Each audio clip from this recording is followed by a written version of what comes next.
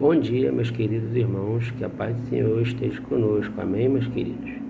Bom, meus amados, eu tenho andado me afastado, né, das minhas pregações, porque é muito trabalho. Então, eu estava morando num lugar muito pequeno, com pouco espaço e muito barulho. Então, eu me afastei um pouquinho, né, mas estou retornando agora, né? Bom, para a honra e glória do nosso Senhor Jesus Cristo, né? E espalhar um pouco dessa mensagem dele maravilhosa que ele deixou para nós, né? Bom, eu vou começar com um hino, né? E que se chama Quero Descer, né? Que é um hino maravilhoso. E vou falar um pouco sobre, né, a trajetória desse hino, sobre essa história maravilhosa que conta a vida de Naamã, né? Que tem uma representação muito grande, né? E muitos ensinamentos dentro desse próprio hino maravilhoso, né? Bom, vou começar agora, tá bom? Quando o meu eu e o meu orgulho descer comigo e se misturar com as águas do rio, então subirei como Naamã curado.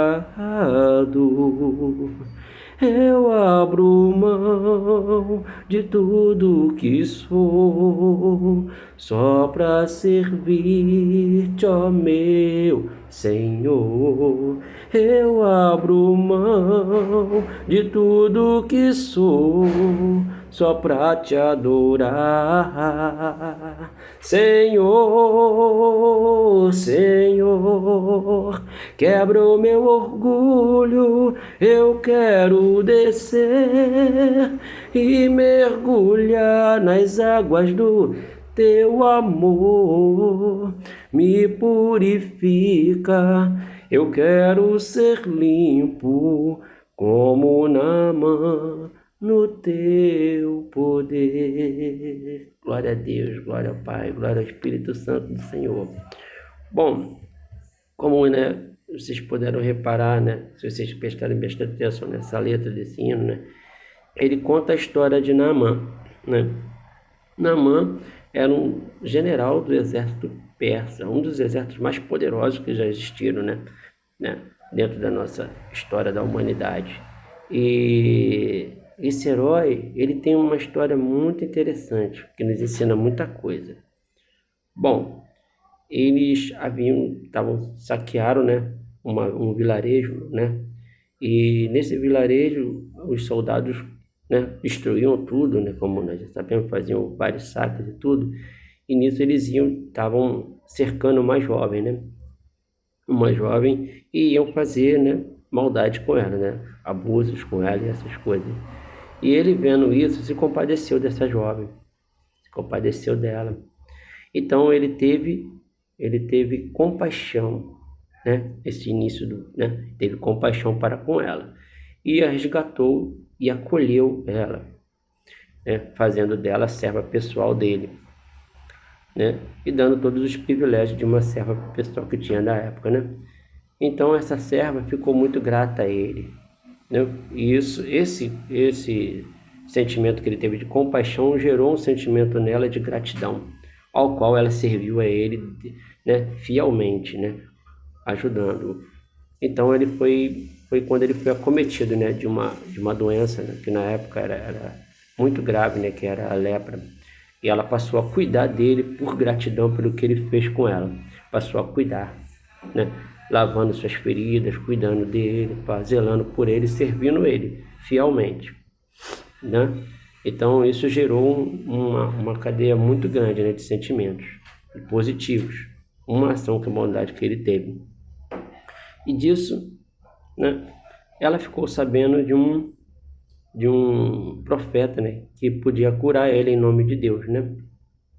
Então ela foi e levou essa mensagem para ele, levou até ele a mensagem, fazendo com que ele soubesse que teria uma pessoa que poderia curar ele. Bom, ele ficou relutante, né, porque ele era muito orgulhoso, né, muito vaidoso, né, tudo, mas acabou aceitando, né, aceitou essa proposta que ela fez para ele, de receber esse profeta. Então esse profeta foi até ele, e ele o recebeu, né? Mas o tratou com muita arrogância, com muito desdém, né? Porque, né, ele era um homem comum, né? Um cidadão comum, né? E para ele, que como ele era tipo um general, né? Ele era um homem muito poderoso, então ele ficou meio arrogante, né? E ele deu a ordem para ele, né? Você vá até o rio, né? Mergulhe 7 vezes, na 7ª vez que você emergir, será curado. Então ele ficou muito irado a princípio, né? Porque como pode um homem daquele dar ordem para um general, né? Tudo, né? E ficou relutante, né? Fez várias, mas no final acabou aceitando, porque a serva acabou convencendo ele a aceitar, né? Ali aconselhando ele, falando com ele, ele acabou aceitando e foi e fez o que o profeta havia dito, havia mandado ele fazer, né? Que ele deu uma ordem, mas a ordem não foi do profeta e sim de Deus. Então ele foi lá e cumpriu, né, os mandamentos e foi curado, né? Quando ele se ergueu, ele foi curado, né? Então isso nos ensina algo muito importante, irmão, né? Que para nós obtermos a recompensa, nós temos que, por exemplo, gera bondade.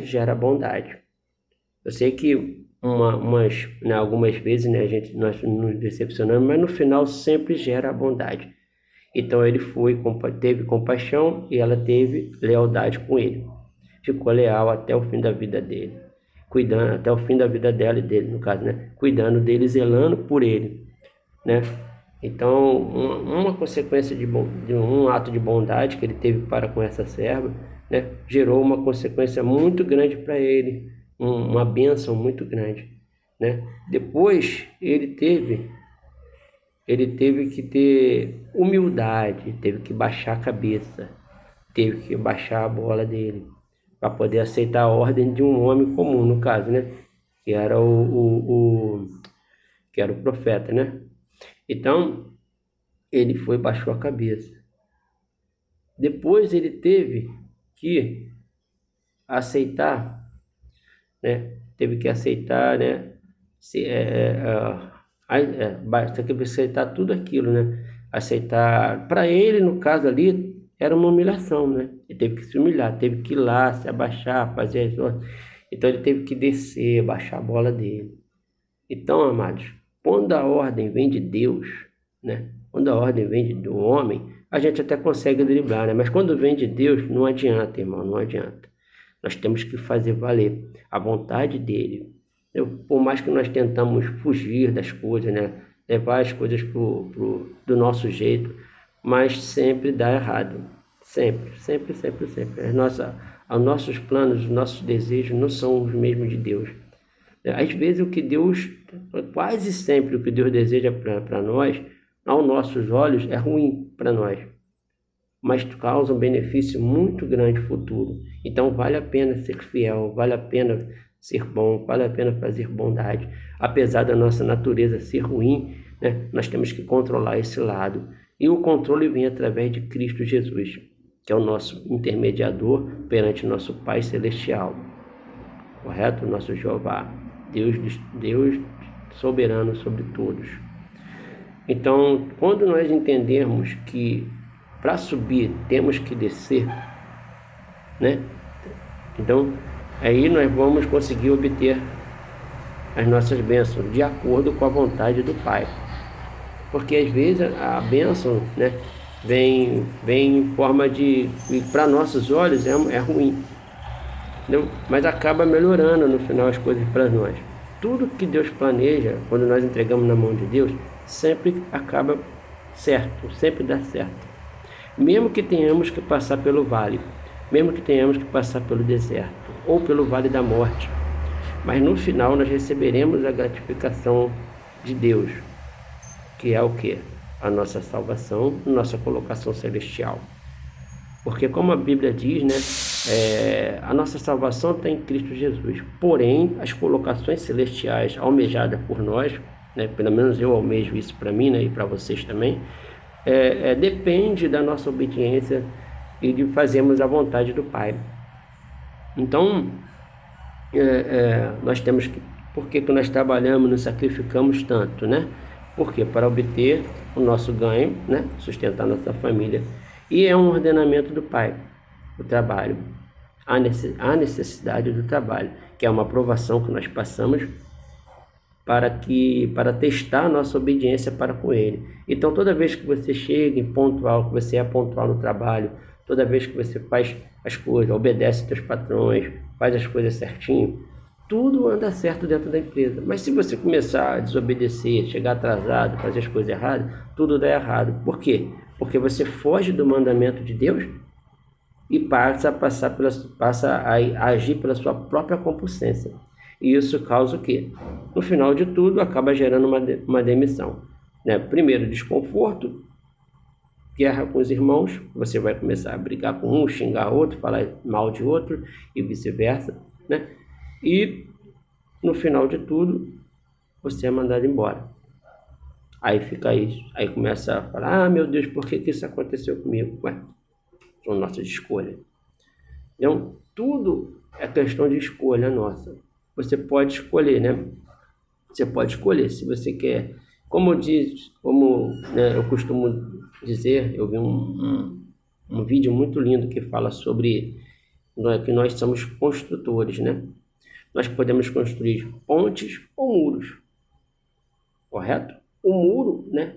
Todo mundo sabe que divide, causa divisão. E essa divisão, você vivendo só, é complicado, né?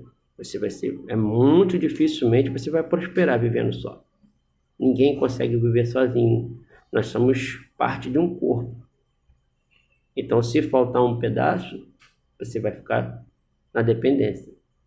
Então, e a ponte, ela une dois lados, né? Ela une, faz com que as pessoas fiquem mais próximas da outra.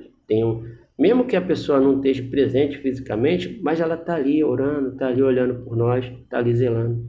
E é essa comunhão que Deus quer para nós. Entendeu? A congregação está assim, né, nessa forma. Né? Ela tanto se faz presente quanto ausente, né? No caso pela internet. É uma forma de congregarmos. Você não tem o calor humano, mas tem a ajuda espiritual necessária. Então todos nós temos que entender que o abecedário do cristão tem que ser obedecer. Aprendendo esse abecedário, né, você vai em frente na vida, vai viver tranquilo. É difícil? É muito difícil, muito difícil. Jesus falou, no mundo tereis aflições, mas tem de bom ânimo, porque eu venci o mundo. Ele quer dizer que se ele venceu, nós também conseguiremos vencer, mas com a ajuda de todos os irmãos, principalmente de Jesus. A ajuda dele, que é o principal, é o alicerce de tudo, e dos outros irmãos. Por isso que ele fala que o segundo mandamento de promessa é amar o teu próximo, né, como a ti mesmo. Porque se você não amar o próximo, né, você não tem como amar o próprio Deus, que é o Criador. Né? A revolta de Satanás com Deus foi com relação a isso, de ele nos amar de tal maneira, né, que nos pôs acima dos anjos dele. Olha só, ele nos pôs acima dos anjos, nos dando esse evangelho maravilhoso. Os anjos conseguiriam pregar muito melhor que nós, mas ele confiou nele, confiou em nós, nos dando essa dádiva maravilhosa, que muitos fazem pouco caso, mas é uma dádiva de Deus. Entendeu? Então, irmão, para que nós tenhamos bênçãos futuras, né? Alcancemos as bênçãos, né? Nós temos que entender que nós temos que se diminuir, abaixar perante Deus, não perante os homens. Temos que entender que nós somos pequenos demais, sem Ele nós não somos nada. Então entregue teu coração ao Senhor, né? Abra espaço para Ele, deixe que Deus fazer morada, que Ele vai fazer uma faxina geral e vai te transformar numa nova criatura. Porque não adianta só você jogar água na cabeça e dizer que tá salvo, não adianta. Você tem que realmente ter o coração voltado para Ele. Tá bom, irmãos? Então, meus amados, essa é a mensagem que eu queria deixar para vocês. Eu não sou muito bom pregador, né? Eu não tenho muita experiência com isso, mas eu espero que vocês tenham compreendido pelo menos um pouco, né? Daquilo que Deus mandou falar para vocês, tá bom? E como todos os vídeos que eu faço, né, eu vou terminar, né, a minha pregação com o hino da harpa, que é o meu, né, que eu acho maravilhoso, que chama-se A Mão do Arado. Tá bom, irmãos? Vamos lá. Quem sua mão ao arado já pôs, constante precisa ser. O sol declina e logo após vai escurecer. Avante em Cristo pensando, em oração vigiando, com gozo e amor trabalhando para o teu Senhor. Não desanimes por ser tua cruz maior que a do seu irmão. A mais pesada levou teu Jesus, te consola então. A tua cruz vai levando, como Jesus perdoando, alegremente andando para um lindo céu. Ser bom soldado de Cristo Jesus, sofrendo as aflições, não sufocando a mensagem da cruz nas perseguições. Vai seu amor proclamando, novas de paz sim levando, aos que estão aguardando a salvação. Quando enfim tu largares a cruz, Jesus te coroará. Com santidade, gozo e luz te consolará. Esquecerás teus lidares, tribulações e pesares, quando nos céus desfrutares perfeita paz. Amém, meus amados. Que a paz do Senhor Jesus Cristo esteja conosco, que as ricas consolações do Espírito Santo de Deus habitem em nossos corações, não somente hoje, mas para todo sempre. Amém, meus queridos. Jesus abençoe e conte comigo, porque eu conto com vocês também. Amém.